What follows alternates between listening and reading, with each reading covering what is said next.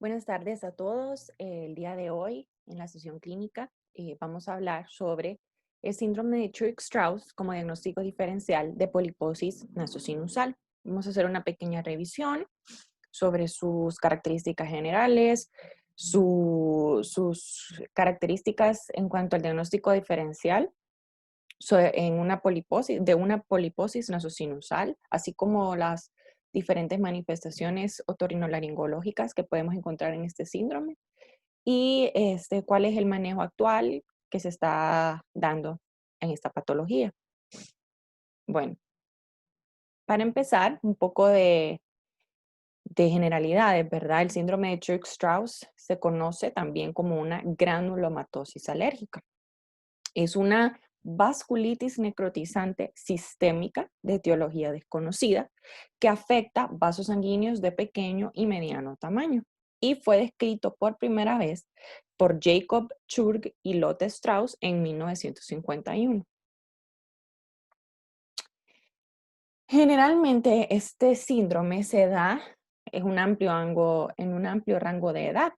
Se puede dar entre los 14 a los 75 años, pero una mediana de edad a la que la mayoría se da es a los 50 años. Tiene una incidencia de 1.3 a 6.8 casos por 1 millón de habitantes por año. Entonces, si se fijan, es algo que no es común, es algo raro.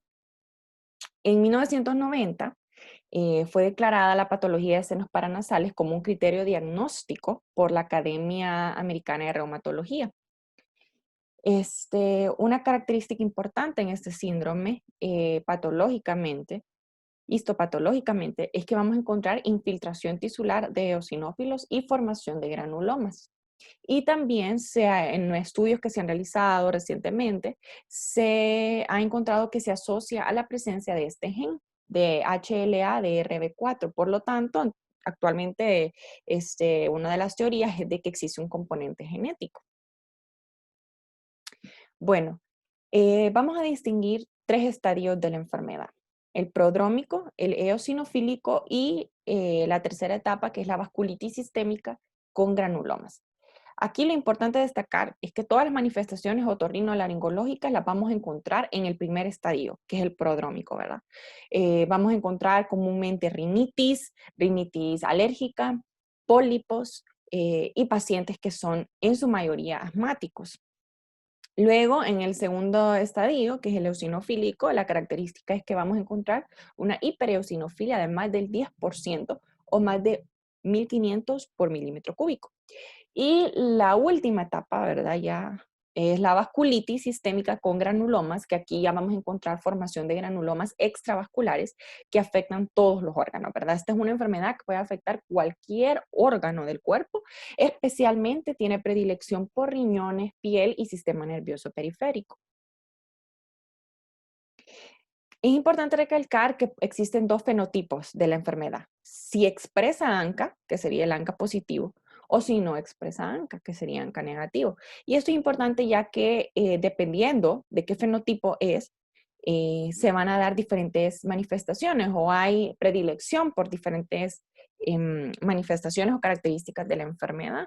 Y pues también, dependiendo del fenotipo, va a responder mejor a un tipo diferente de tratamiento. Entonces, dentro del fenotipo que sí expresa ANCA, ANCA positivo, aquí predominan las manifestaciones constitucionales, la sinusitis, glomerulonefritis, hemorragia alveolar, púrpura cutánea y afectación del sistema nervioso central.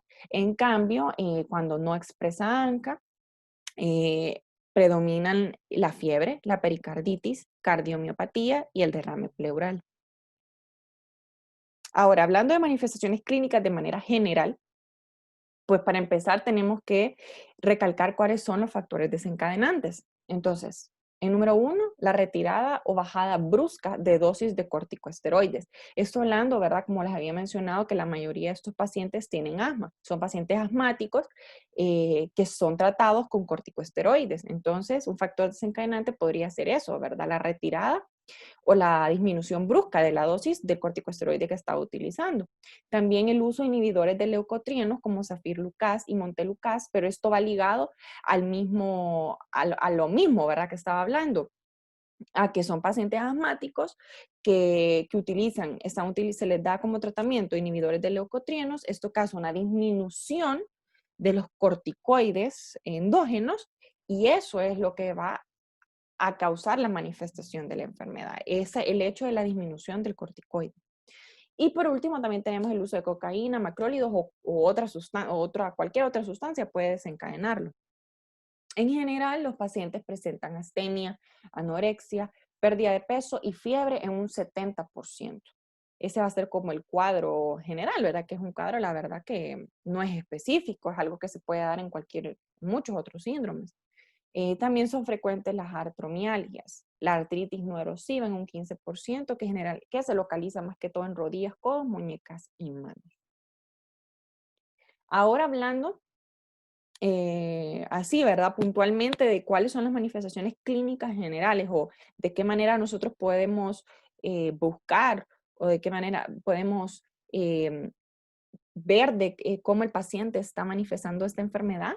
Bueno, el asma, ¿verdad? El 100% prácticamente de los pacientes que manifiestan ese síndrome van a ser asmáticos.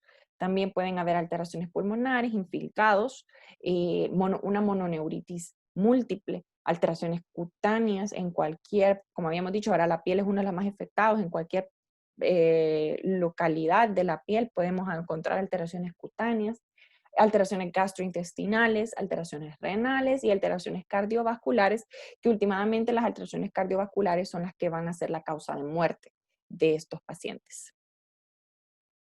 Ya hablando propiamente de las manifestaciones otorrinolaringológicas, pues encontramos diferentes que ya las había mencionado un poco antes. Por ejemplo, la rinitis alérgica la vamos a encontrar en un 65% de los pacientes, va a ser de la más común. También rinosinusitis recurrente, rinosinusitis crónica polipoidea, que es el caso propiamente el que vamos a hablar hoy. Estas se dan 25 al 50% de los casos y lo que es importante es que los pólipos, a simple vista, haciendo un examen físico normal, van a ser indistinguibles de otros pólipos inflamatorios. Nosotros vamos a evaluar al paciente, vamos a encontrar pólipos, pero no va a haber manera de saber cuál es la etiología de esos pólipos, porque son indistinguibles a simple vista, ¿verdad?, de otros pólipos inflamatorios. A nivel de laringe, puede presentar disfonía por presencia de lesiones polipoideas o por parálisis cordal. También el paciente puede cursar otitis media crónica, parálisis facial y patología de oído interno, que generalmente se van a manifestar como una hipoacusia neurosensorial, generalmente bilateral y que progresa rápidamente.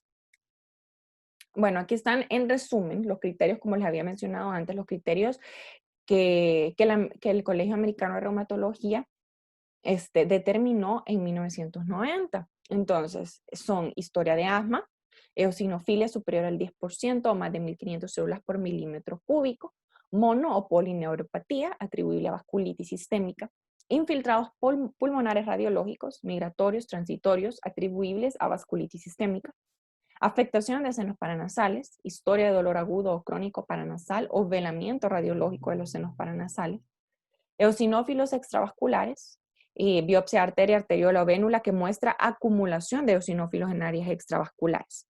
El diagnóstico lo va a hacer 4 de estos criterios. Con que el paciente tenga 4 de estos criterios ya podemos nosotros clasificarlo o catalogarlo como un síndrome de Churg-Strauss. Como métodos diagnósticos o maneras complementarias, para ayudarnos a realizar el diagnóstico tenemos, ¿verdad? Laboratorialmente, pues se van a elevar los reactantes de fase aguda, como PCR, el BES. Va a haber eosinofilia, como lo habíamos mencionado antes, y también puede aumentar la IgE y si es el fenotipo que expresa ANCA, pues vamos a encontrar ANCA. En la tomografía de tórax, pues vamos a encontrar opacidades bilaterales en vidrio deslustrado, podemos ver nódulos, granulomas. La angiografía es muy importante, ¿verdad? Porque esta es una enfermedad vasculítica que afecta a los vasos, entonces aquí vamos a buscar signos de vasculitis, también microaneurismas. Pero el diagnóstico definitivo lo va a dar la biopsia. Y en la biopsia, pues vamos a encontrar una triada, que se trata de una vasculitis necrotizante, infiltrado tisular de eosinófilos y granulomas peri o extravasculares. Hablando del tratamiento, pues se han realizado numerosos estudios y se ha determinado que el tratamiento farmacológico, especialmente utilizado en las primeras etapas de la enfermedad, ha sido muy beneficial para los pacientes. Entonces, en general, el tratamiento se inicia con dosis altas de prednisona vía oral, a 1 miligramo por kilo al día. Para la remisión, se introduce la ciclofosfamina en forma de pulsos, intravenosos o por vía oral. Luego de la remisión, posteriormente a haber logrado la remisión, el paciente se mantiene con azatioprina o micofenolato mofetilo. Y en casos que son resistentes al tratamiento con corticoides o con ciclofosfamida, pues se ha visto que las inmunoglobulinas intravenosas han sido una buena opción para estos pacientes. Y por último, ya casos refractarios a los demás tratamientos, se ha utilizado infliximab, rituximab, incluso interferón alfa, pero ya esto en últimos casos en los que el paciente no ha respondido a ninguno de los anteriores. Ahora voy a hablarles del caso clínico que les traigo para hoy, que este es un hombre de 64 años que consulta por obstrucción nasal de 15 años de evolución y otorrea bilateral ocasional. Al examen físico se evidencia otitis media crónica simple bilateral inactiva y poliposis nasosinusal bilateral. En los exámenes destaca audiometría con hipoacusia moderada bilateral con componente neurosensorial y conductivo. Y en la TAC de senos paranasales se observa ocupación poliposa pansinusal con dehiscencia de la lámina papirácea izquierda con pólipo que protruye a la órbita con leve compresión del músculo recto medial. Entonces, como lo podemos ver aquí en la imagen, ¿verdad? Que el paciente está totalmente afectado, es una pansinusitis y incluso está dehiscente de la lámina papirácea izquierda. Se realizó biopsia, ¿verdad? Porque el paciente pues se presentó a una edad tardía y por la severidad de la poliposis, ¿verdad? Entonces se decidió tomar biopsia y la biopsia informa de granulomatosis eosinofílica con poliangeitis, que como podemos ver aquí, ¿verdad? En esta imagen de acá y en esta de acá, pues lo que podemos ver es que hay un gran infiltrado eosinofílico alrededor de vasos de mediano y pequeño tamaño. Y así aquí también donde lo indican las flechas, todo esto son infiltrados de eosinófilos.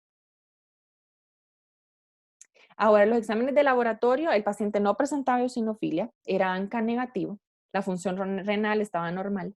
En la rayos X de tórax sí se observaba un infiltrado intersticial bivasal leve, y por tanto se envió al paciente a que fuera evaluado por diferentes servicios, ¿verdad? Inmunología, reumatología, neumología y nefro.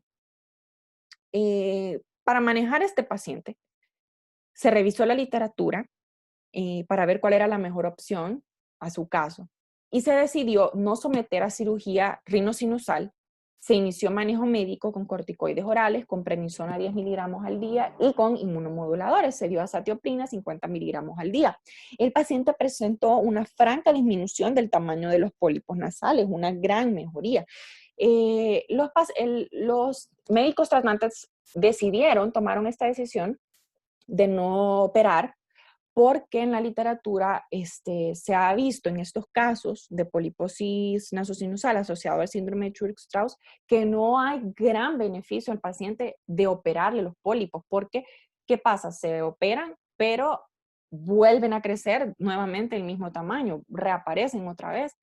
En cambio, con el tratamiento médico disminuyen su tamaño, si hay una gran mejoría de los pacientes. Entonces, por eso se ha preferido en este caso solamente intervenir quirúrgicamente para tomar la biopsia, ¿verdad? Pero no como un tratamiento definitivo. En conclusión, pues es difícil encontrar pacientes con síndrome de Churg-Strauss en estadios tempranos de la enfermedad. Generalmente ya cuando el paciente llega a la consulta, pues ya está en estadios más avanzados y no llega a un otorrino, ¿verdad? Sino que llega ya a un médico, por ejemplo, a un nefrólogo o a un cardiólogo, ya cuando hay otros órganos que están más afectados. En este caso, el paciente sí consultó solo por síntomas de otorrino y se realizó el diagnóstico de su patología en un estadio precoz.